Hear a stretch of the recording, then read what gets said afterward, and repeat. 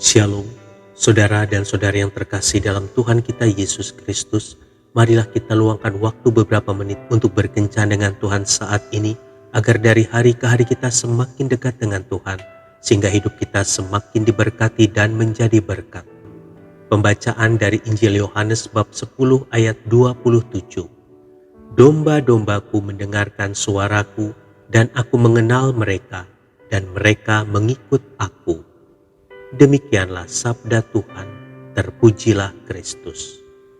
Saudara dan saudari yang terkasih dalam Tuhan kita Yesus Kristus, pada zaman dahulu, orang-orang menggunakan rumah es sebagai pengganti lemari es untuk menyimpan dan mengawetkan makanan mereka.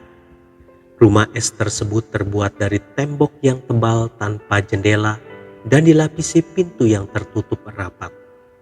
Pada musim dingin, ketika arus sungai dan danau menjadi beku, sebongkah es akan dipotong, diangkut ke rumah es, dan ditutupi dengan serbuk gergaji. Seringkali es-es tersebut akan tetap bertahan sampai musim panas. Suatu ketika seorang pria kehilangan jamnya yang sangat berharga ketika sedang bekerja di dalam rumah es. Ia telah mencari jam tersebut tetapi tidak menemukannya. Teman pria tersebut juga membantu mencari jam itu, tetapi tidak berhasil. Seorang anak laki-laki kecil yang mendengar tentang hal itu menyelinap ke dalam rumah es pada siang hari dan keluar dari tempat tersebut dengan membawa jam yang dicari. Para pria itu heran dan bertanya bagaimana ia bisa menemukan jam tersebut. Saya menutup pintu, berbaring di antara serbuk-serbuk gergaji dan berdiam diri.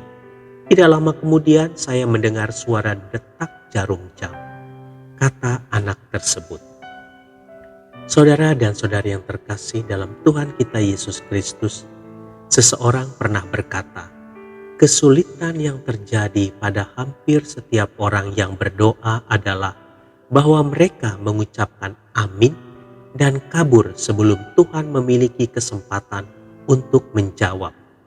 Mendengarkan Tuhan itu jauh lebih penting daripada memberikan Dia ide-ide kita. Tuhan berbicara melalui berbagai hal dalam hidup kita. Itu sebabnya diperlukan konsentrasi supaya kita bisa fokus mendengar suaranya. Seringkali pertanyaannya bukanlah apakah Tuhan masih berbicara, tetapi apakah kita sudah cukup berdiam diri untuk mendengarnya? Kuasailah diri, jadilah tenang, dan dengarkanlah suaranya. Tuhan Yesus memberkati.